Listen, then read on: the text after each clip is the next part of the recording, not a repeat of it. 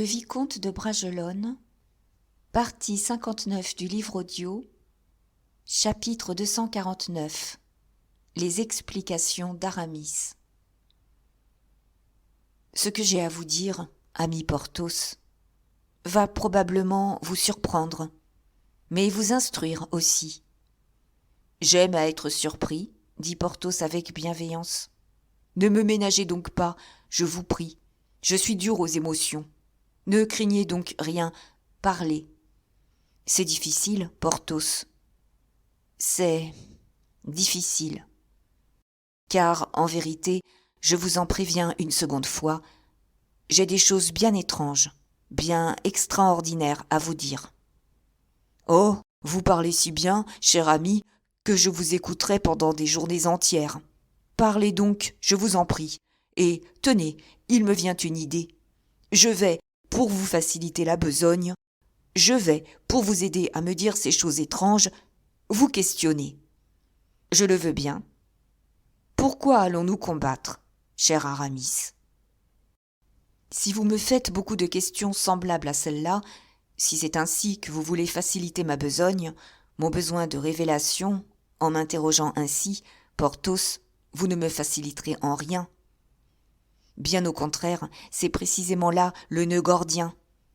Tenez, ami, avec un homme bon, généreux et dévoué comme vous l'êtes, il faut, pour lui et pour soi-même, commencer la confession avec bravoure. Je vous ai trompé, mon digne ami. Vous m'avez trompé ? Mon Dieu, oui. Était-ce pour mon bien, Aramis ? Je l'ai cru, Porthos. Je l'ai cru sincèrement, mon ami. Alors, fit l'honnête seigneur de Bracieux, vous m'avez rendu service, et je vous en remercie. Car, si vous ne m'aviez pas trompé, j'aurais pu me tromper moi-même. En quoi donc m'avez-vous trompé ? Dites.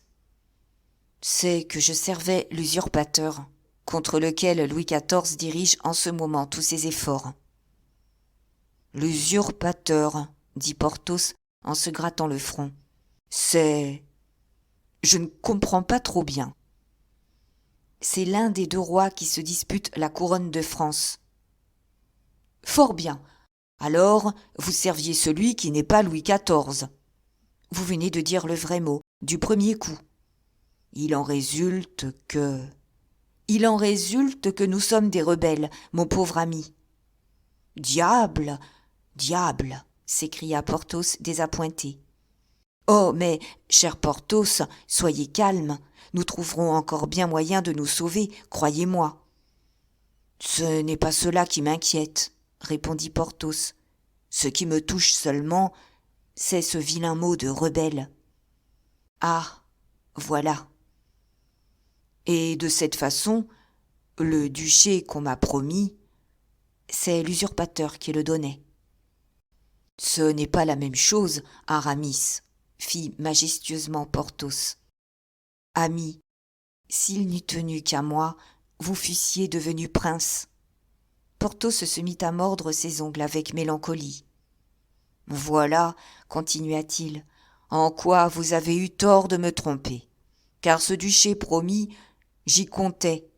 Oh, j'y comptais sérieusement, vous sachant homme de parole, mon cher Aramis. Pauvre Porthos, pardonnez-moi, je vous en supplie. Ainsi donc, insista Porthos sans répondre à la prière de l'évêque de Vannes. Ainsi donc, je suis bien brouillé avec le roi Louis XIV. J'arrangerai cela, mon bien bon ami, j'arrangerai cela, je prendrai tout sur moi seul. Aramis. Non, non, Porthos, je vous en conjure, laissez-moi faire. Pas de fausse générosité, pas de dévouement inopportun. Vous ne saviez rien de mes projets. Vous n'avez rien fait par vous-même. Moi, c'est différent. Je suis seul l'auteur du complot. J'avais besoin de mon inséparable compagnon. Je vous ai appelé et vous êtes venu à moi, en vous souvenant de notre ancienne devise. Tous pour un pour tous. Mon crime, cher Porthos, est d'avoir été égoïste. Voilà une parole que j'aime, dit Porthos. et dès que vous avez agi uniquement pour vous, il me serait impossible de vous en vouloir, c'est si naturel. » Et, sur ce mot sublime, Porthos serra cordialement la main de son ami. Aramis, en présence de cette naïve grandeur d'âme, se trouva petit. C'était la deuxième fois qu'il se voyait contraint de plier devant la réelle supériorité du cœur bien plus puissante que la splendeur de l'esprit. Il répondit par une muette et énergique pression à la généreuse caresse de son ami. « Maintenant, dit Porthos, que nous nous sommes parfaitement expliqués, maintenant que je me suis parfaitement rendu compte de notre situation vis-à-vis du roi Louis, je crois, cher ami, qu'il est temps de me faire comprendre l'intrigue politique dont nous sommes les victimes, car je vois bien qu'il y a une intrigue politique là-dessous. » D'Artagnan, mon bon Porthos, D'Artagnan va venir, et vous la détaillera dans toutes ses circonstances. Mais, excusez-moi, je suis navré de douleur, accablé par la peine, et j'ai besoin de toute ma présence d'esprit, de toute ma réflexion, pour vous sortir du mauvais pas où je vous ai si imprudemment engagé. Mais rien de plus clair désormais, rien de plus net que la position. Le roi Louis XIV n'a plus maintenant qu'un seul ennemi. Cet ennemi, c'est moi seul. Je vous ai fait prisonnier, vous m'avez suivi, je vous libère aujourd'hui. Vous revolez vers votre prince. Vous le voyez, Porthos, il n'y a pas une seule difficulté dans tout ceci. »« Croyez-vous » fit Porthos. « J'en suis bien sûr. »« Alors pourquoi » dit l'admirable bon sens de Porthos. « Alors pourquoi, si nous sommes dans une aussi facile position, pourquoi, mon bon ami, préparons-nous des canons, des mousquets et des engins de toutes sortes ? Plus simple, il me semble, est de dire au capitaine d'Artagnan : « Cher ami, nous nous sommes trompés, c'est à refaire. Ouvrez-nous la porte, laissez-nous passer, et bonjour !»« Ah, voilà !» dit Aramis en secouant la tête. « Comment, voilà ? Est-ce que vous n'approuvez pas ce plan, cher ami ? J'y vois une difficulté. » « Laquelle ? » ?»« L'hypothèse où D'Artagnan viendrait avec de tels ordres que nous soyons obligés de nous défendre. »« Allons donc, nous défendre contre D'Artagnan ? Folie ! Ce bon D'Artagnan !» Aramis secoua encore une fois la tête. « Porthos, dit-il, si j'ai fait allumer les mèches et pointer les canons, si j'ai fait retentir le signal d'alarme, si j'ai appelé tout le monde à son poste sur les remparts, ces bons remparts de Belle-Île que vous avez si bien fortifiés, c'est pour quelque chose. Attendez pour juger, ou plutôt non, n'attendez pas. Que faire ? Si je le savais, ami, je l'eusse dit. Mais il y a une chose bien plus simple que de se défendre, un bateau et en route pour la France ou... Cher ami, dit Aramis en souriant avec une sorte de tristesse, ne raisonnons pas comme des enfants. Soyons hommes pour le conseil et pour l'exécution.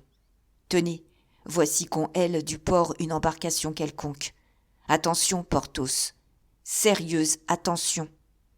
C'est D'Artagnan, sans doute, dit Porthos d'une voix de tonnerre en s'approchant du parapet. Oui, c'est moi, répondit le capitaine des mousquetaires en sautant légèrement les degrés du môle. Et il monta rapidement jusqu'à la petite esplanade où l'attendaient ses deux amis. Une fois en chemin, Porthos et Aramis distinguèrent un officier qui suivait D'Artagnan, emboîtant le pas dans chacun des pas du capitaine. Le capitaine s'arrêta sur les degrés du môle, à moitié route. Son compagnon l'imita. « Faites retirer vos gens !» cria D'Artagnan à Porthos et à Aramis. « Faites-les retirer hors de la portée de la voix !» L'ordre, donné par Porthos, fut exécuté à l'instant même. Alors D'Artagnan, se tournant vers celui qui le suivait, « Monsieur, lui dit-il, nous ne sommes plus ici sur la flotte du roi, où, en vertu de vos ordres, vous me parliez si arrogamment tout à l'heure. »« Monsieur, répondit l'officier, je ne vous parlais pas arrogamment, j'obéissais simplement, mais rigoureusement, à ce qui m'a été commandé. On m'a dit de vous suivre. Je vous suis. On m'a dit de ne pas vous laisser communiquer avec qui que ce soit sans prendre connaissance de ce que vous feriez. Je me mêle à vos communications. » D'Artagnan frémit de colère, et Porthos et Aramis, qui entendaient ce dialogue, frémirent aussi, mais d'inquiétude et de crainte. D'Artagnan, mâchant sa moustache avec cette vivacité qui décelait en lui l'état d'une exaspération la plus voisine d'un éclat terrible, se rapprocha de l'officier. « Monsieur, dit-il d'une voix plus basse et d'autant plus accentuée qu'elle affectait un calme profond et se gonflait de tempête.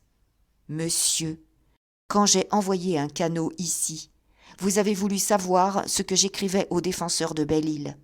Vous m'avez montré un ordre. À l'instant même, à mon tour, je vous ai montré le billet que j'écrivais.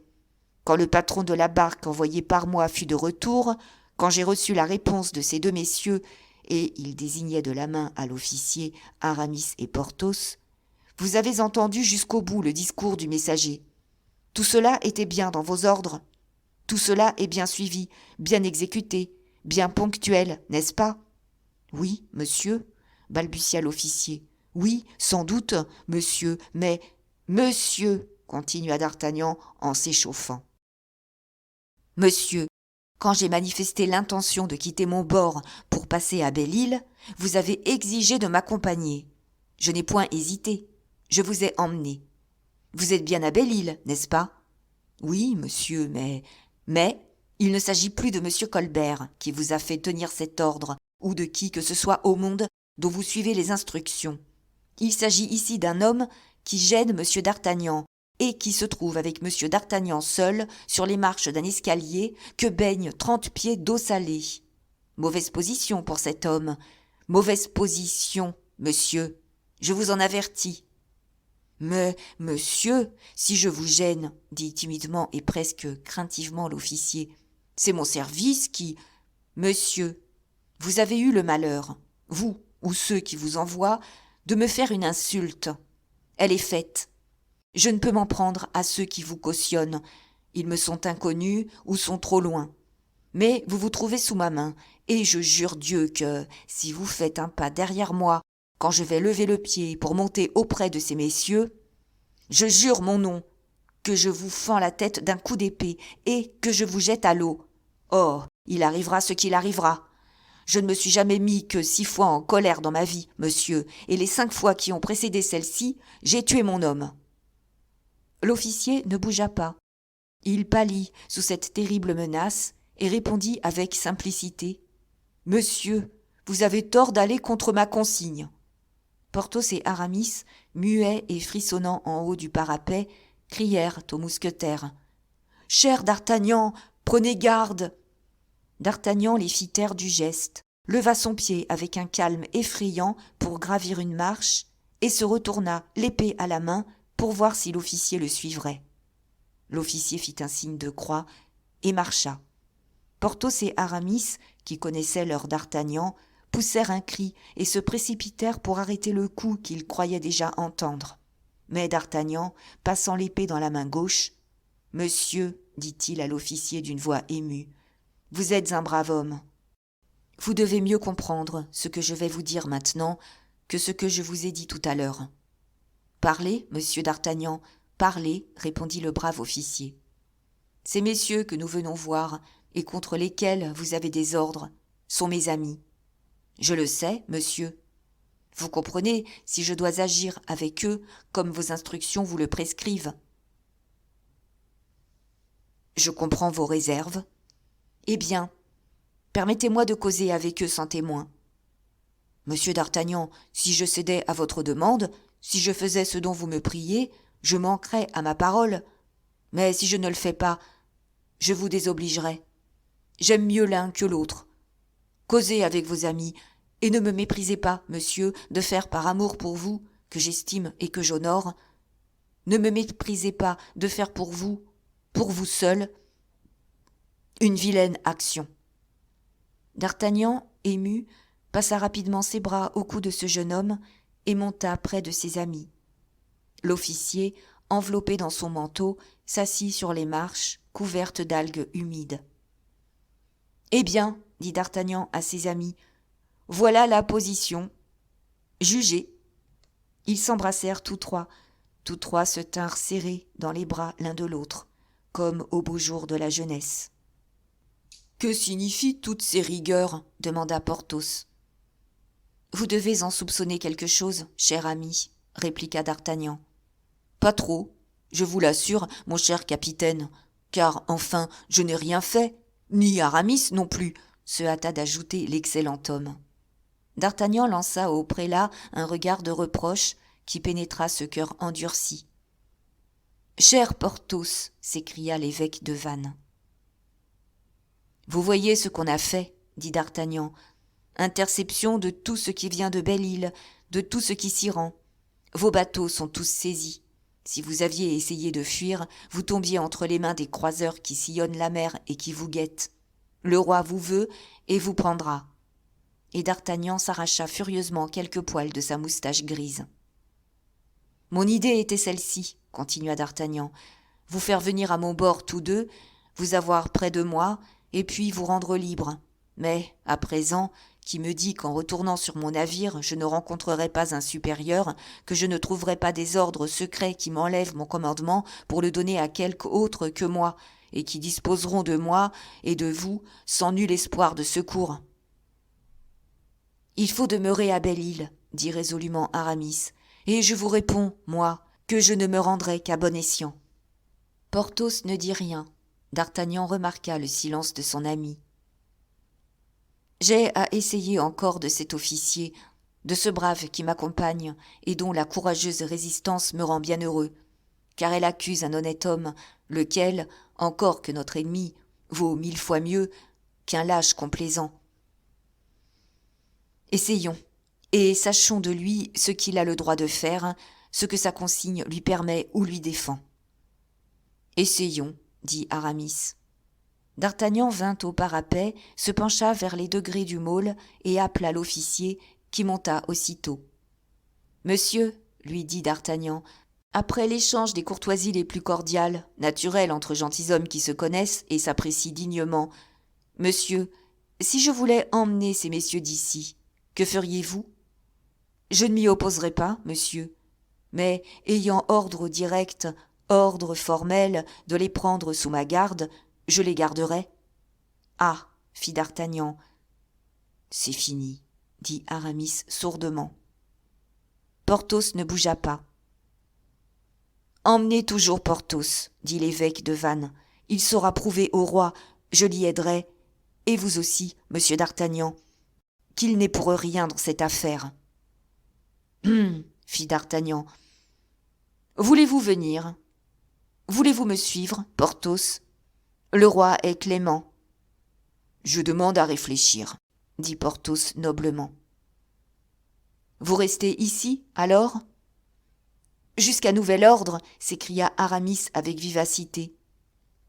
« Jusqu'à ce que nous ayons eu une idée, » reprit d'Artagnan, « et je crois maintenant que ce ne sera pas long, car j'en ai déjà une. »« Disons-nous adieu, alors, » reprit Aramis. « Mais en vérité, cher Porthos, vous devriez partir. »« Non, » dit laconiquement celui-ci.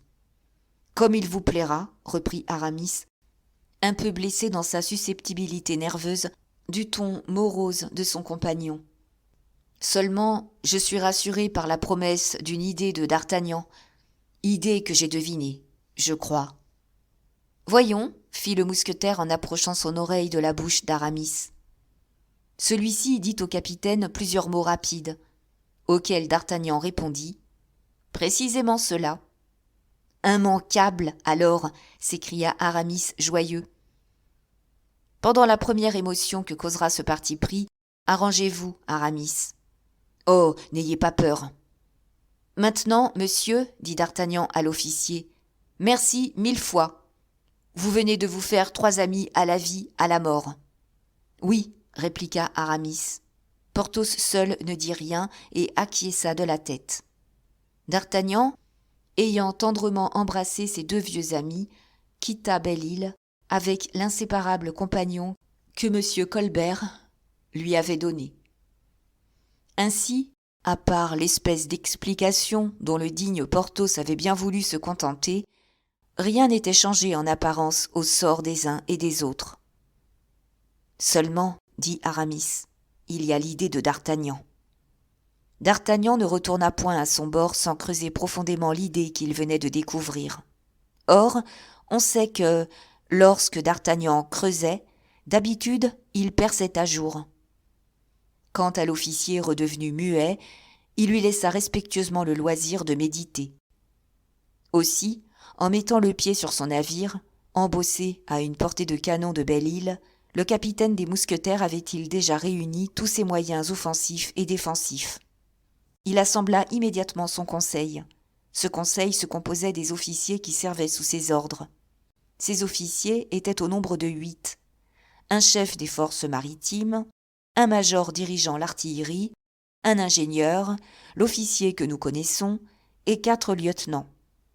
Les ayant donc réunis dans la chambre de poupe, d'Artagnan se leva, ôta son feutre et commença en ces termes. « Messieurs, je suis allé reconnaître Belle-Île-en-Mer et j'y ai trouvé bonne et solide garnison. De plus, les préparatifs tout faits pour une défense qui peut devenir gênante. J'ai donc l'intention d'envoyer chercher 2 des principaux officiers de la place pour que nous causions avec eux. Les ayant séparés de leurs troupes et de leurs canons, nous en aurons meilleur marché, surtout avec de bons raisonnements. Est-ce votre avis, messieurs ?»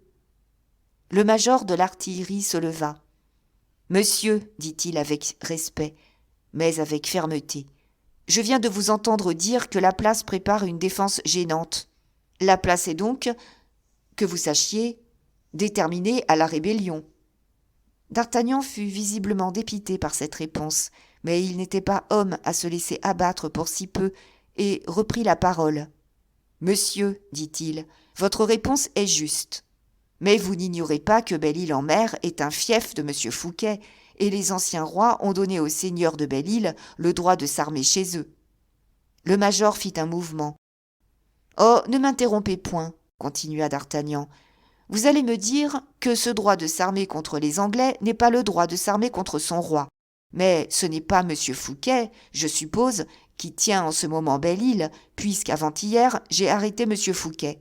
Or, les habitants et défenseurs de Belle-Île ne savent rien de cette arrestation. Vous la leur annonceriez vainement. C'est une chose si inouïe, si extraordinaire, si inattendue, qu'ils ne vous croiraient pas. Un Breton sert son maître et non pas ses maîtres. Il sert son maître jusqu'à ce qu'il l'ait vu mort. Or, les Bretons, que je sache, n'ont pas vu le cadavre de M. Fouquet.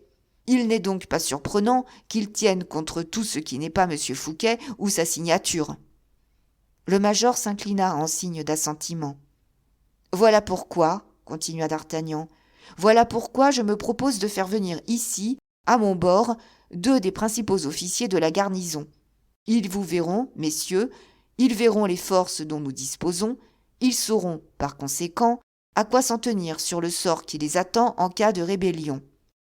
Nous leur affirmerons sur l'honneur que M. Fouquet est prisonnier et que toute résistance ne lui saurait être que préjudiciable. Nous leur dirons que, le premier coup de canon tiré, il n'y a aucune miséricorde à attendre du roi. Alors, je l'espère du moins, ils ne résisteront plus. Ils se livreront sans combat et nous aurons à l'amiable une place qui pourrait bien nous coûter cher à conquérir. » L'officier qui avait suivi d'Artagnan à Belle-Île s'apprêtait à parler, mais d'Artagnan l'interrompit. « Oui, je sais ce que vous allez me dire, monsieur. Je sais qu'il y a ordre du roi d'empêcher toute communication secrète avec les défenseurs de Belle-Île. Et voilà justement pourquoi j'offre de ne communiquer qu'en présence de tout mon état-major. » Et d'Artagnan fit à ses officiers un signe de tête qui avait pour but de faire valoir cette condescendance. Les officiers se regardèrent comme pour lire leur opinion dans les yeux des uns des autres, avec intention de faire évidemment, après qu'ils se seraient mis d'accord, selon le désir de d'Artagnan. Et déjà celui-ci voyait avec joie que le résultat de leur consentement serait l'envoi d'une barque à Porthos et à Aramis, lorsque l'officier du roi tira de sa poitrine un pli cacheté qu'il remit à d'Artagnan. Ce pli portait sur sa suscription le numéro 1. « Qu'est-ce encore » murmura le capitaine surpris. « Lisez, monsieur, » dit l'officier avec une courtoisie qui n'était pas exempte de tristesse. D'Artagnan, plein de défiance, déplia le papier et lut. « Défense à monsieur d'Artagnan d'assembler quelque conseil que ce soit, ou de délibérer d'aucune façon avant que Belle-Île soit rendue et que les prisonniers soient passés par les armes. Signé Louis. D'Artagnan réprima le mouvement d'impatience qui courait par tout son corps, et avec un gracieux sourire, « C'est bien, monsieur, dit-il, on se conformera aux ordres du roi. » Chapitre 250. Suite des idées du roi et des idées de monsieur d'Artagnan. Le coup était direct, il était rude, mortel. D'Artagnan, furieux d'avoir été prévenu par une idée du roi, ne désespéra cependant pas, et, songeant à cette idée que lui aussi avait rapportée de Belle-Île, il en augura un nouveau moyen de salut pour ses amis. « Messieurs, dit-il subitement, puisque le roi a chargé un autre que moi de ses ordres secrets, c'est que je n'ai plus sa confiance, et j'en serais réellement indigne si j'avais le courage de garder un commandement sujet à tant de soupçons injurieux. Je m'en vais donc sur le champ porter ma démission au roi.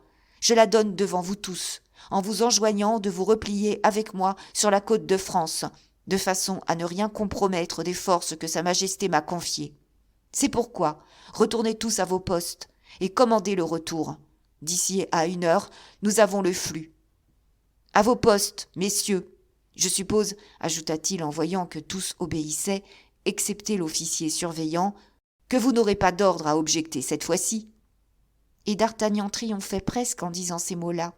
Ce plan était le salut de ses amis. Le blocus levé, il pouvait s'embarquer tout de suite et faire voile pour l'Angleterre ou pour l'Espagne, sans crainte d'être inquiété. Tandis qu'il fuyait, d'Artagnan arrivait auprès du roi, justifiait son retour par l'indignation que les défiances de Colbert avaient soulevée contre lui. On le renvoyait en plein pouvoir, et il prenait Belle-Île, c'est-à-dire la cage, sans prendre les oiseaux envolés. Mais, à ce plan, l'officier opposa un deuxième ordre du roi. Il était ainsi conçu. Du moment où M. d'Artagnan aura manifesté le désir de donner sa démission, il ne comptera plus comme chef de l'expédition, et tout officier placé sous ses ordres sera tenu de ne lui plus obéir. De plus, M. d'Artagnan, ayant perdu cette qualité de chef de l'armée envoyée contre Belle-Île, devra partir immédiatement pour la France en compagnie de l'officier qui lui aura remis le message et qui le regardera comme un prisonnier dont il répond. D'Artagnan pâlit, lui si brave et si insouciant. Tout avait été calculé avec une profondeur qui, pour la première fois depuis 30 ans, lui rappela la solide prévoyance et la logique inflexible du grand cardinal. Il appuya sa tête sur sa main, rêvant, respirant à peine. « Si je mettais cet ordre dans ma poche, pensa-t-il, qui le saurait, ou qui m'en empêcherait ? Avant que le roi en eût été informé, j'aurais sauvé ces pauvres gens là-bas. De l'audace, allons. Ma tête n'est pas de celle qu'un bourreau fait tomber par désobéissance. Désobéissons !» Mais, au moment où il allait prendre ce parti, il vit les officiers autour de lui lire des ordres pareils, que venait de leur distribuer cet infernal agent de la pensée de Colbert. Le cas de désobéissance était prévu comme les autres. « Monsieur, » lui vint dire l'officier, « j'attends votre bon plaisir pour partir. »« Je suis prêt, monsieur, » répliqua le capitaine en grinçant des dents. L'officier commanda sur-le-champ un canot qui vint recevoir d'Artagnan. Il faillit devenir fou de rage à cette vue. « Comment, balbutia-t-il, fera-t-on ici pour diriger les différents corps ?»« Vous partis, monsieur, » répliqua le commandant des navires. « C'est à moi que le roi confie sa flotte. »« Alors, monsieur, » riposta l'homme de Colbert en s'adressant au nouveau chef, « c'est pour vous ce dernier ordre qui m'avait été remis. Voyons vos pouvoirs. »« Les voici, » dit le marin en exhibant une signature royale. « Voici vos instructions, » répliqua l'officier en lui remettant le pli. Et, se tournant vers d'Artagnan, « Allons, monsieur, » dit-il d'une voix émue, tant il voyait de désespoir chez cet homme de fer. « Faites-moi la grâce de partir. »« Tout de suite, » articula faiblement d'Artagnan, vaincu, terrassé par l'implacable impossibilité. Et il se laissa glisser dans la petite embarcation qui cingla vers la France avec un vent favorable et menée par la marée montante. Les gardes du roi s'étaient embarqués avec lui. Cependant, Le mousquetaire conservait encore l'espoir d'arriver à Nantes assez vite et de plaider assez éloquemment la cause de ses amis pour fléchir le roi. La barque volait comme une hirondelle. D'Artagnan voyait distinctement la terre de France se profiler en noir sur les nuages blancs de la nuit. « Ah, monsieur » dit-il bas à l'officier, auquel, depuis 1 heure, il ne parlait plus. « Combien je donnerais pour connaître les instructions du nouveau commandant ? Elles sont toutes pacifiques, n'est-ce pas ? » Et il n'acheva pas. Un coup de canon lointain gronda sur la surface des flots, puis un autre, et 2 ou 3 plus forts. « Le feu est ouvert sur Belle-Île, » répondit l'officier. Le canot venait de toucher la terre de France. Chapitre 251. Les aïeux de Porthos. Lorsque d'Artagnan eut quitté Aramis et Porthos, ceux-ci rentrèrent au fort principal pour s'entretenir avec plus de liberté. Porthos, toujours soucieux, gênait Aramis, dont l'esprit ne s'était jamais trouvé plus libre. « Cher Porthos, dit celui-ci tout à coup, je vais vous expliquer l'idée de d'Artagnan. »« Quelle idée, Aramis ? » ?»« Une idée à laquelle nous devrons la liberté avant 12 heures. »« Ah, vraiment ?» fit Porthos étonné.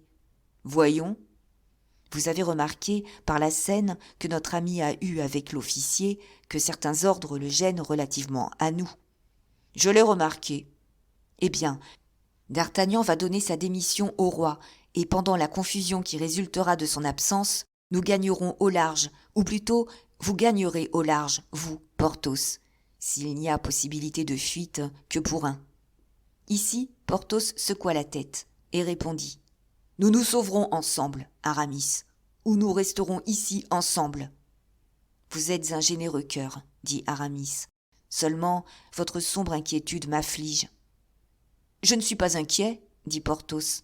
« Alors, vous m'en voulez ? » ?»« Je ne vous en veux pas. »« Eh bien, mon cher, pourquoi cette mine lugubre ? » ?»« Je m'en vais vous le dire. Je fais mon testament. » Et, en disant ces mots, le bon Porthos regarda tristement Aramis. « Votre testament ? » s'écria l'évêque. « Allons donc. Vous croyez-vous perdu ? Je me sens fatigué. C'est la première fois, et il y a une habitude dans ma famille. »« Laquelle, mon ami ? » ?»« Mon grand-père était un homme 2 fois fort comme moi. »« Oh, oh, dit Aramis. C'était donc Samson, votre grand-père ? » ?»« Non, il s'appelait Antoine.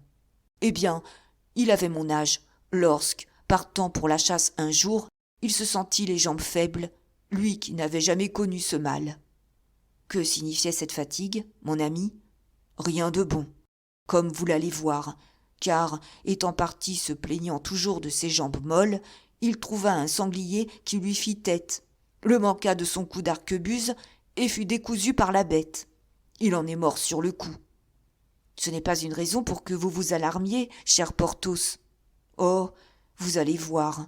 Mon père était une fois fort comme moi. C'était un rude soldat de Henri III et de Henri IV, et il ne s'appelait pas Antoine, mais Gaspard, comme monsieur de Coligny. Toujours à cheval, il n'avait jamais su ce que c'est que la lassitude. Un soir qu'il se levait de table, ses jambes lui manquèrent. « Il avait bien soupé, peut-être, » dit Aramis. « Et voilà pourquoi il chancelait. »« Bah, un ami de monsieur de Bassompierre ? Allons donc. »« Non, vous dis-je. Il s'étonna de cette lassitude, et dit à ma mère, qui le raillait, « Ne croirait-on pas que je vais voir un sanglier comme défunt monsieur du Vallon, mon père ?»« Eh bien, » fit Aramis. « Eh bien, bravant cette faiblesse, mon père voulut descendre au jardin au lieu de se mettre au lit. Le pied lui manqua dès la première marche. L'escalier était roide. Mon père alla tomber sur un angle de pierre dans lequel un gond de fer était scellé. Le gond lui ouvrit la tempe. Il resta mort sur la place. » Aramis, levant les yeux sur son ami, « Voilà 2 circonstances extraordinaires, dit-il. N'en inférons pas qu'il puisse s'en présenter une 3e. Il ne convient pas à un homme de votre force d'être superstitieux, mon brave Porthos. D'ailleurs, où est-ce qu'on voit vos jambes fléchir ? Jamais vous n'avez été si roide et si superbe. Vous porteriez une maison sur vos épaules. » En ce moment, dit Porthos, je me sens bien dispos, mais il y a un moment, je vacillais, je m'affaissais et, depuis tantôt, ce phénomène, comme vous dites, s'est présenté 4 fois. Je ne vous dirai pas que cela me fit peur, mais cela me contrariait. La vie est une agréable chose. J'ai de l'argent, j'ai de belles terres, j'ai des chevaux que j'aime, j'ai aussi des amis que j'aime, d'Artagnan, Athos, Raoul et vous. L'admirable Porthos ne prenait pas même la peine de dissimuler à Aramis le rang qu'il lui donnait dans ses amitiés. Aramis lui serra la main. « Nous vivrons encore de nombreuses années, dit-il, pour conserver au monde des échantillons d'hommes rares. Fiez-vous à moi, cher ami. Nous n'avons aucune réponse de d'Artagnan, c'est bon signe. Il doit avoir donné des ordres pour masser la flotte et dégarnir la mer. J'ai ordonné, moi, tout à l'heure, qu'on roulât une barque sur des rouleaux jusqu'à l'issue du grand souterrain de Locmaria, vous savez, où nous avons tant de fois fait l'affût pour les renards. Oui, et qui a abouti à la petite anse par un boyau que nous avons découvert le jour où ce superbe renard s'échappa par là. Précisément, en cas de malheur, on nous cachera une barque dans ce souterrain.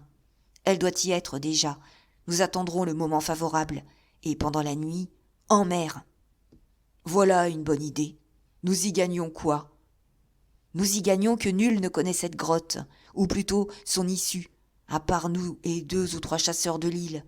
Nous y gagnons que, si l'île est occupée, les éclaireurs, ne voyant pas de barque au rivage, ne soupçonneront pas qu'on puisse s'échapper et cesseront de surveiller. Je comprends. Eh bien, les jambes ? Oh, excellentes en ce moment. Vous voyez donc bien, tout conspire à nous donner le repos et l'espoir. D'Artagnan débarrasse la mer et nous fait libres. Plus de flotte royale ni de descente à craindre. Vive Dieu ! Porthos, nous avons encore un demi-siècle de bonnes aventures, et si je touche la terre d'Espagne, je vous jure, ajouta l'évêque avec une énergie terrible, que votre brevet de duc n'est pas aussi aventuré qu'on veut bien le dire. Espérons, fit Porthos un peu ragaillardi par cette nouvelle chaleur de son compagnon. Tout à coup, un cri se fit entendre. « Aux armes !» Ce cri, répété par 100 voix, vint, dans la chambre où les 2 amis se tenaient, porter la surprise chez l'un et l'inquiétude chez l'autre.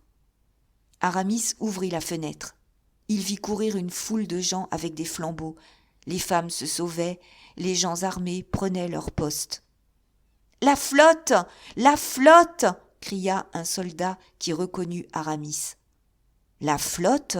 répéta celui-ci. « À demi-portée de canon !» continua le soldat. « Aux armes !» cria Aramis. « Aux armes !» répéta formidablement Porthos.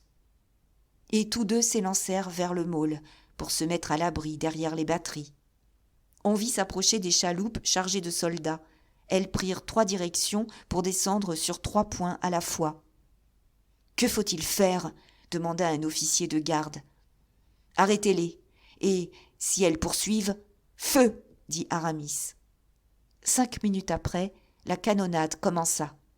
C'étaient les coups de feu que d'Artagnan avait entendus en abordant en France. Mais les chaloupes étaient trop près du môle pour que les canons tirassent juste. Elles abordèrent.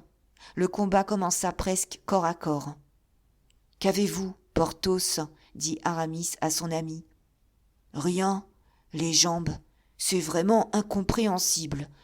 Elles se remettront en chargeant. » En effet, Porthos et Aramis se mirent à charger avec une telle vigueur, ils animèrent si bien leurs hommes, que les royaux se rembarquèrent précipitamment sans avoir eu autre chose que des blessés qu'ils emportèrent.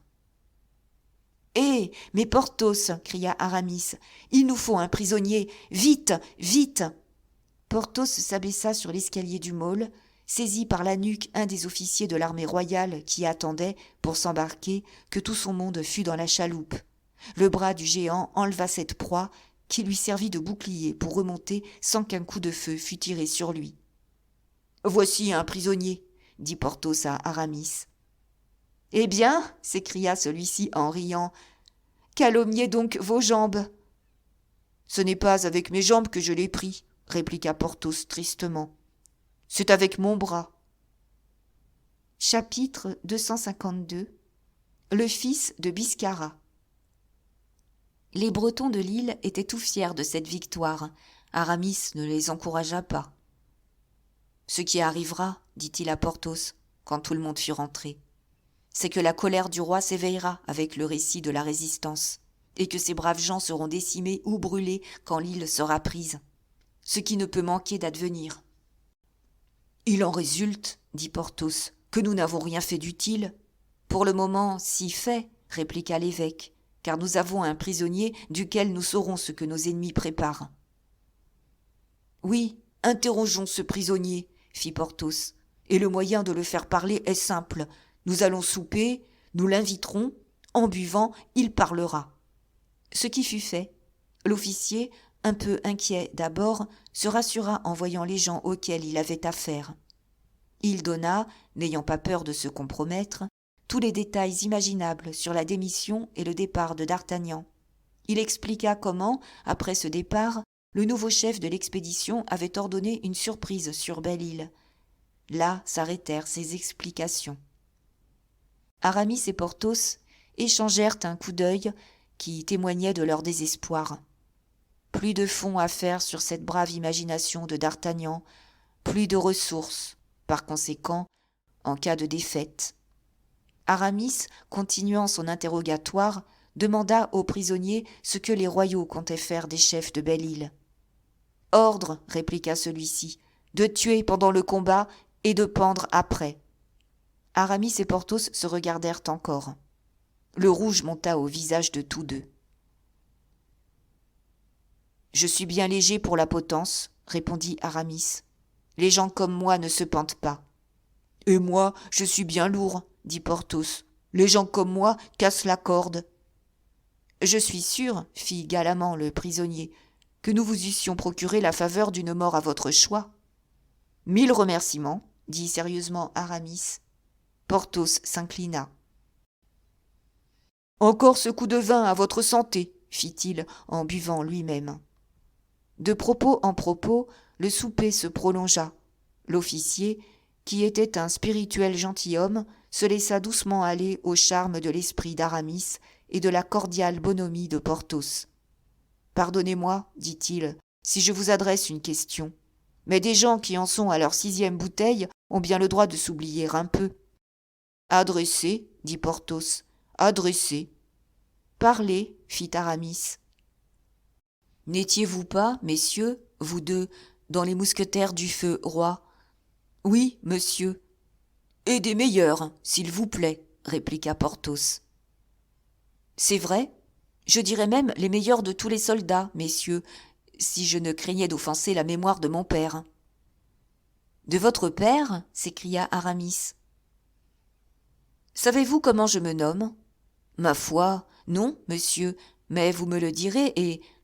Je m'appelle Georges de Biscarat. »« Oh !» s'écria Porthos à son tour. « Biscarat ! Vous rappelez-vous ce nom, Aramis ?»« Biscarat ?» rêva l'évêque. « Il me semble... »« Cherchez bien, monsieur, » dit l'officier.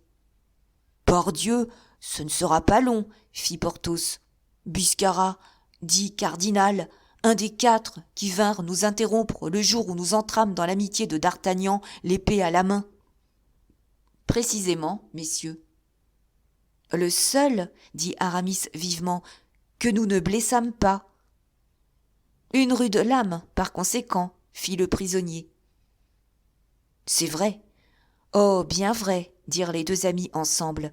Ma foi, monsieur de Biscarat, enchanté de faire la connaissance d'un aussi brave homme. » Biscarat serra les 2 mains que lui tendaient les 2 anciens mousquetaires. Aramis regarda Porthos comme pour lui dire « Voilà un homme qui nous aidera, et sur le champ. »« Avouez, dit-il, monsieur, qu'il fait bon d'avoir été honnête homme. Mon père me l'a toujours dit, monsieur. Avouez de plus que c'est une triste circonstance que celle où vous vous trouvez de rencontrer des gens destinés à être arquebusés ou pendus et de s'apercevoir que ces gens-là sont d'anciennes connaissances, de vieilles connaissances héréditaires. »« Oh, vous n'êtes pas réservés à ce sort affreux, messieurs et amis, dit vivement le jeune homme. Bah, vous l'avez dit. Je l'ai dit tout à l'heure, quand je ne vous connaissais pas, mais maintenant que je vous connais, je dis, vous éviterez ce destin funeste, si vous le voulez. » »« Comment ? Si nous le voulons ?» s'écria Aramis, dont les yeux brillèrent d'intelligence en regardant alternativement son prisonnier et Porthos. « Pourvu, » continua Porthos en regardant à son tour avec une noble intrépidité, « Monsieur de Biscarat et l'évêque, pourvu qu'on ne nous demande pas de l'acheter. »« On ne vous demandera rien du tout, messieurs, » reprit le gentilhomme de l'armée royale. « Que voulez-vous qu'on vous demande ? Si l'on vous trouve, on vous tue, c'est chose arrêtée. Tâchez donc, messieurs, qu'on ne vous trouve pas. »« Je crois ne pas me tromper, » fit Porthos avec dignité, « mais il me semble bien que, pour nous trouver, il faut que l'on vienne nous guérir ici. »« En cela vous avez parfaitement raison, mon digne ami, » reprit Aramis, en interrogeant toujours du regard la physionomie de Biscarat, silencieux et contraint. « Vous voulez, monsieur de Biscarat, nous dire quelque chose, nous faire quelque ouverture, et vous n'osez pas, n'est-il pas vrai ? Ah, messieurs et amis, c'est qu'en parlant, je trahis la consigne. Mais, tenez, j'entends une voix qui dégage la mienne en la dominant. »« Le canon !» fit Porthos. « Le canon et la mousqueterie !» s'écria l'évêque. On entendait gronder au loin, dans les roches, ces bruits sinistres d'un combat qui ne dura point. « Qu'est-ce que cela ?» demanda Porthos. « Eh, pardieu !» s'écria Aramis, « c'est ce dont je me doutais. »« Quoi donc ? L'attaque faite par vous n'était qu'une feinte, n'est-il pas vrai, monsieur ? Et pendant que vos compagnies se laissaient repousser, vous aviez la certitude d'opérer un débarquement de l'autre côté de l'île. »« Oh, plusieurs, monsieur. »« Nous sommes perdus, alors, » fit paisiblement l'évêque de Vannes. « Perdus ? Cela est possible, » répondit le seigneur de Pierrefonds. « Mais nous ne sommes pas pris ni pendus. » Et, en disant ces mots, il se leva de la table, s'approcha du mur et en détacha froidement son épée et ses pistolets, qu'il visita avec ce soin du vieux soldat qui s'apprête à combattre et qui sent que sa vie repose en grande partie sur l'excellence et la bonne tenue de ses armes. Au bruit du canon, à la nouvelle de la surprise qui pouvait livrer l'île aux troupes royales, la foule éperdue se précipita dans le fort. Elle venait demander assistance et conseil à ses chefs. Aramis, pâle et vaincu, se montra entre deux flambeaux à la fenêtre qui donnait sur la grande cour, pleine de soldats qui attendaient des ordres et d'habitants éperdus qui imploraient secours. « Mes amis, » dit D'Herblay d'une voix grave et sonore, « Monsieur Fouquet, votre protecteur, votre ami, votre père, a été arrêté par ordre du roi et jeté à la Bastille. » Un long cri de fureur et de menace monta jusqu'à la fenêtre où se tenait l'évêque et l'enveloppa d'un fluide vibrant. « Vengeons, monsieur Fouquet !» crièrent les plus exaltés. « À mort, les royaux !»« Non, mes amis, » répliqua solennellement Aramis. « Non, mes amis, pas de résistance. Le roi est maître dans son royaume. Le roi est le mandataire de Dieu. Le roi et Dieu ont frappé monsieur Fouquet. Humiliez-vous devant la main de Dieu. Aimez Dieu et le roi qui ont frappé monsieur Fouquet. Mais ne vengez pas votre Seigneur, ne cherchez pas à le venger. Vous vous sacrifieriez en vain, vous, vos femmes et vos enfants, vos biens et votre liberté. Bas les armes, mes amis, bas les armes, puisque le roi vous le commande, et retirez-vous paisiblement dans vos demeures. C'est moi qui vous le demande, c'est moi qui vous en prie, c'est moi qui, au besoin, vous le commande au nom de monsieur Fouquet. » La foule, amassée sous la fenêtre, fit entendre un long frémissement de colère et d'effroi. « Les soldats de Louis XIV sont entrés dans l'île, » continua Aramis. « Désormais, ce ne serait plus entre eux et vous un combat, ce serait un massacre. Allez, allez et oubliez.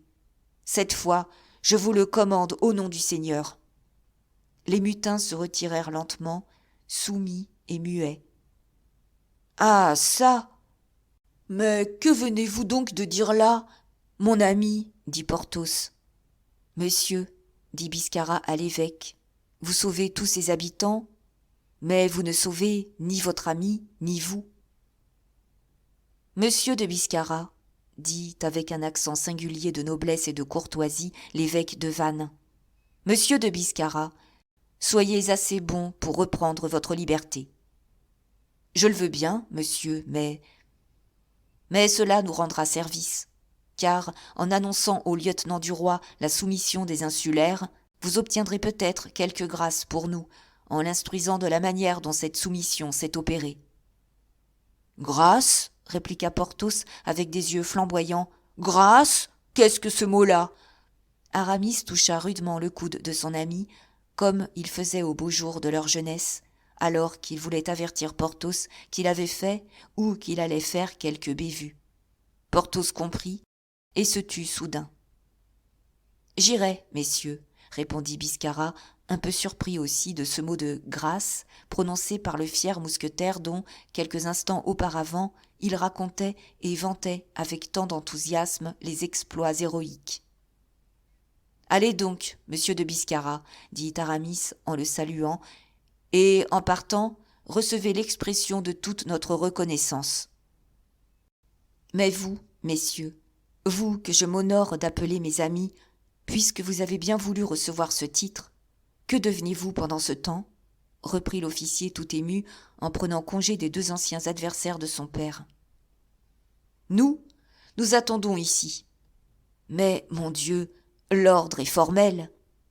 Je suis évêque de Vannes, monsieur de Biscarat, et l'on ne passe pas plus par les armes un évêque que l'on ne pend un gentilhomme. Ah oui, monsieur, oui, monseigneur, reprit Biscarat, oui, c'est vrai, vous avez raison. Il y a encore pour vous cette chance. Donc, je pars. Je me rends auprès du commandant de l'expédition, du lieutenant du roi. Adieu, donc, messieurs, ou plutôt, au revoir. En effet, le digne officier, sautant sur un cheval que lui fit donner Aramis, courut dans la direction des coups de feu qu'on avait entendus et qui, en amenant la foule dans le fort, avaient interrompu la conversation des deux amis avec leur prisonnier.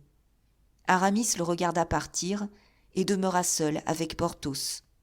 « Eh bien, comprenez-vous, dit-il. « Ma foi, non. »« Est-ce que Biscarat ne vous gênait pas ici ?»« Non, c'est un brave garçon. »« Oui, mais la grotte de Locmaria, est-il nécessaire que tout le monde la connaisse ? » ?»« Oh, c'est vrai, je comprends. Nous nous sauvons par le souterrain. »« S'il vous plaît, répliqua joyeusement Aramis. En route, ami Porthos, notre bateau nous attend, et le roi ne nous tient pas encore. Chapitre 253. La grotte de Locmaria. Le souterrain de Locmaria était assez éloigné du môle pour que les deux amis dussent ménager leurs forces avant d'y arriver. D'ailleurs, la nuit s'avançait. Minuit avait sonné au fort. Porthos et Aramis étaient chargés d'argent et d'armes. Ils cheminaient donc dans la lande qui sépare le môle de ce souterrain, écoutant tous les bruits et tâchant d'éviter toutes les embûches. De temps en temps, sur la route qu'ils avaient soigneusement laissée à leur gauche, passaient des fuyards venant de l'intérieur des terres, à la nouvelle du débarquement des troupes royales. Aramis et Porthos, cachés derrière quelque anfractuosité de rochers, recueillaient les mots échappés aux pauvres gens qui fuyaient tout tremblants, portant avec eux leurs effets les plus précieux, et tâchaient, en entendant leurs plaintes, d'en conclure quelque chose pour leur intérêt. Enfin, après une course rapide, mais fréquemment interrompue par des stations prudentes, ils atteignirent ces grottes profondes dans lesquelles le prévoyant évêque de Vannes avait eu soin de faire rouler sur des cylindres une bonne barque capable de tenir la mer dans cette belle saison. « Mon bon ami, dit Porthos après avoir respiré bruyamment, nous sommes arrivés, à ce qu'il me paraît. Mais je crois que vous m'avez parlé de 3 hommes, de 3 serviteurs qui devaient nous accompagner. Je ne les vois pas. Où sont-ils donc ? » « Pourquoi les verriez-vous, cher Porthos ? Répondit Aramis. « Ils nous attendent certainement dans la caverne, et sans nul doute, ils se reposent un moment après avoir accompli ce rude et difficile travail. » Aramis arrêta Porthos, qui se préparait à entrer dans le souterrain. « Voulez-vous, mon bon ami, dit-il au géant, me permettre de passer le premier ? Je connais le signal que j'ai donné à nos hommes, et nos gens, ne l'entendant pas, seraient dans le cas de faire feu sur vous et de vous lancer leurs couteaux dans l'ombre. » Allez, cher Aramis, allez le premier, vous êtes tous sagesse et tout prudence. Allez, aussi bien, voilà cette fatigue dont je vous ai parlé qui me reprend encore une fois. » Aramis laissa Porthos s'asseoir à l'entrée de la grotte et, courbant la tête, il pénétra dans l'intérieur de la caverne en imitant le cri de la chouette. Un petit roucoulement plaintif, un cri à peine distinct, répondit dans la profondeur du souterrain. Aramis continua sa marche prudente, et bientôt il fut arrêté par le même cri qu'il avait le premier fait entendre, et ce cri était lancé à 10 pas de lui.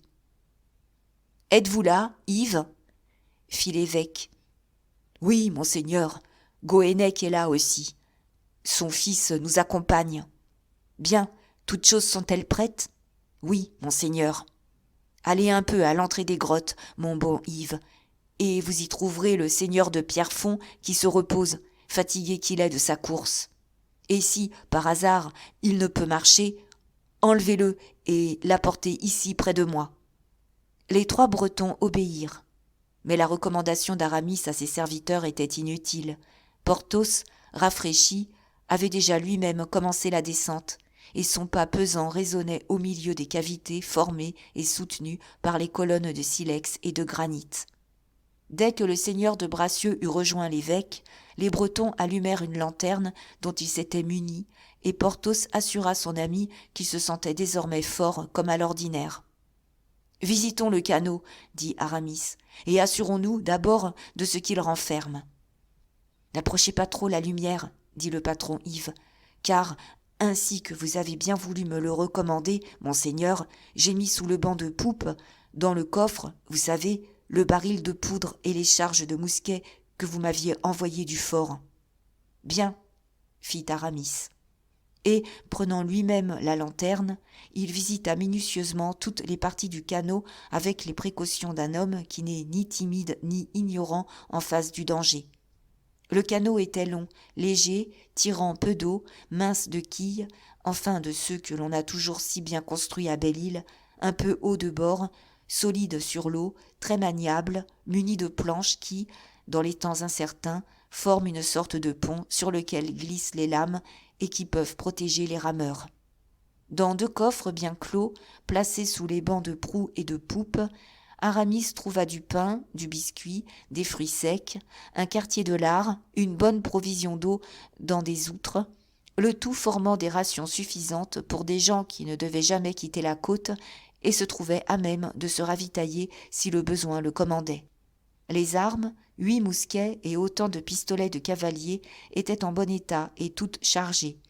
Il avait des avirons de rechange en cas d'accident et cette petite voile appelée trinquette qui aide la marche du canot en même temps que les rameurs nagent, qui est si utile lorsque la brise se fait sentir et qui ne charge pas l'embarcation.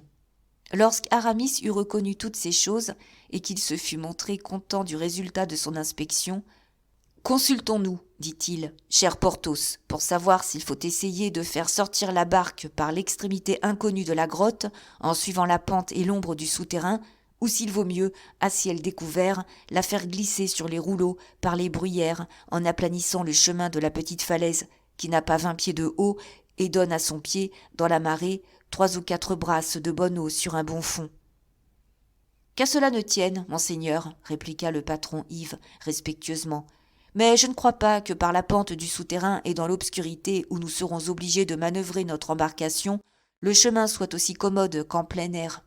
Je connais bien la falaise, et je puis vous certifier qu'elle est unie comme un gazon de jardin. L'intérieur de la grotte, au contraire, est raboteux, sans compter encore, monseigneur, que, à l'extrémité, nous trouverons le boyau qui mène à la mer, et peut-être le canot n'y passera pas. « J'ai fait mes calculs, répondit l'évêque, et j'ai la certitude qu'il passerait. »« Soit, je le veux bien, monseigneur, insista le patron, mais votre grandeur sait bien que, pour le faire atteindre à l'extrémité du boyau, il faut lever une énorme pierre, celle sous laquelle passe toujours le renard et qui ferme le boyau comme une porte. »« On la lèvera, dit Porthos. Ce n'est rien. »« Oh, je sais que monseigneur a la force de 10 hommes, répliqua Yves. Seulement, c'est bien du mal pour monseigneur. »« Je crois que le patron pourrait avoir raison, dit Aramis. Essayons du ciel ouvert. D'autant plus, monseigneur, continua le pêcheur, que nous ne saurions nous embarquer avant le jour, tant il y a de travail, et que, aussitôt que le jour paraîtra, une bonne vedette, placée sur la partie supérieure de la grotte, nous sera nécessaire, indispensable même, pour surveiller les manœuvres des chalands ou des croiseurs qui nous guetteraient. Oui, Yves, oui, votre raison est bonne. On va passer sur la falaise.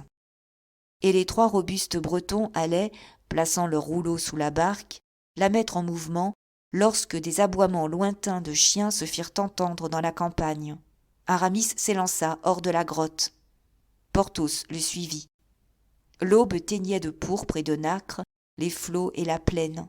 Dans le demi-jour, on voyait les petits sapins mélancoliques se tordre sur les pierres, et de longues volées de corbeaux rasaient de leurs ailes noires les maigres champs de sarrasin. Un quart d'heure encore, et le jour serait plein. Les oiseaux, réveillés, l'annonçaient joyeusement par leurs chants à toute la nature.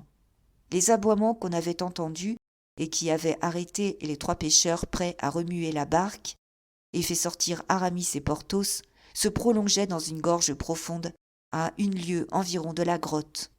« C'est une meute, dit Porthos. Les chiens sont lancés sur une piste. »« Qu'est cela ? Qui chasse en un pareil moment ?» pensa Aramis. « Et par ici, surtout, » continua Porthos, « par ici où l'on craint l'arrivée des royaux. » Le bruit se rapproche. Oui, vous avez raison, Porthos, les chiens sont sur une trace. « Eh mais, s'écria tout à coup Aramis, « Yves, Yves, venez donc !» Yves accourut, laissant là le cylindre qu'il tenait encore et qu'il allait placer sous la barque, quand cette exclamation de l'évêque interrompit sa besogne. « Qu'est-ce que cette chasse, patron ?» dit Porthos. « Eh, monseigneur, répliqua le Breton, je n'y comprends rien. Ce n'est pas en un pareil moment que le seigneur de Locmaria chasserait. Non, et pourtant, les chiens. À moins qu'ils ne se soient échappés du chenil. Non, dit Goennec, ce ne sont pas là les chiens du seigneur de Locmaria. Par prudence, reprit Aramis, rentrons dans la grotte. Évidemment, les voix approchent et, tout à l'heure, nous saurons à quoi nous en tenir. Ils rentrèrent, mais ils n'avaient pas fait 100 pas dans l'ombre qu'un bruit, semblable au rauque soupir d'une créature effrayée, retentit dans la caverne, et, haletant, rapide, effrayé, un renard passa comme un éclair devant les fugitifs, sauta par-dessus la barque et disparut, laissant après lui son fumet âcre, conservé quelques secondes sous les voûtes basses du souterrain.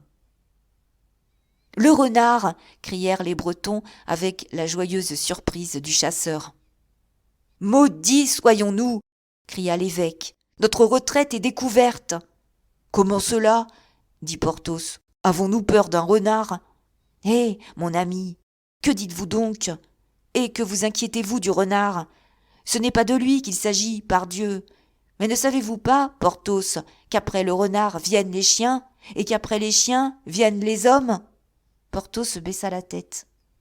On entendit, comme pour confirmer les paroles d'Aramis, la meute grondeuse arriver avec une effrayante vitesse sur la piste de l'animal.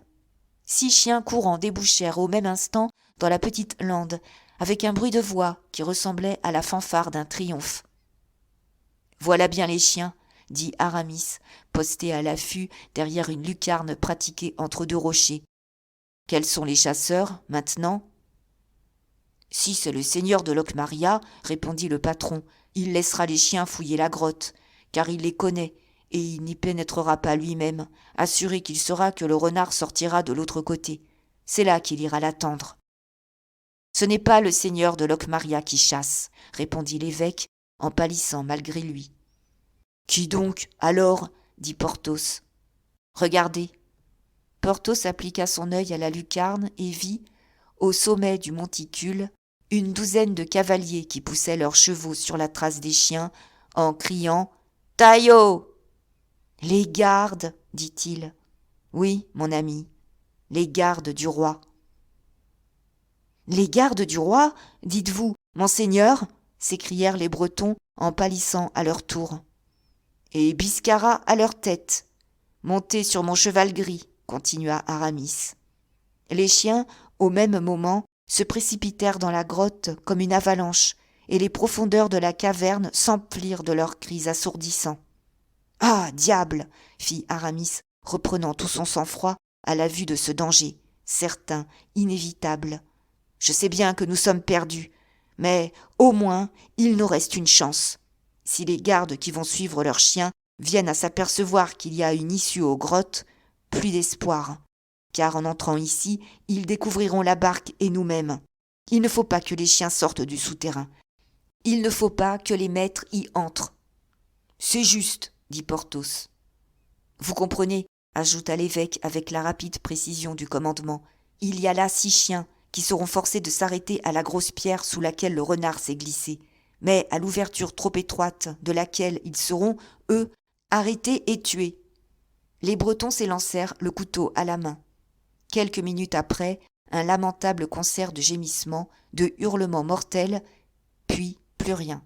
« Bien, » dit Aramis froidement. « Au maître, maintenant !»« Que faire ?» dit Porthos. « Attendre l'arrivée, se cacher et tuer. »« Tuer ?» répéta Porthos. « Ils sont 16, dit Aramis. « Du moins pour le moment. »« Et bien armés !» ajouta Porthos avec un sourire de consolation. « Cela durera 10 minutes, dit Aramis. « Allons !» Et, d'un air résolu, il prit un mousquet et mit son couteau de chasse entre ses dents. « Yves, Goennec et son fils, continua Aramis, vont nous passer les mousquets. Vous, Porthos, vous ferez feu à bout portant. Nous en aurons abattu 8 avant que les autres s'en doutent, c'est certain. Puis tous, nous sommes 5, nous dépêcherons les 8 derniers, le couteau à la main. »« Et ce pauvre Biscarat ?» dit Porthos. Aramis réfléchit un instant. « Biscarat le premier, » répliqua-t-il froidement. « Il nous connaît.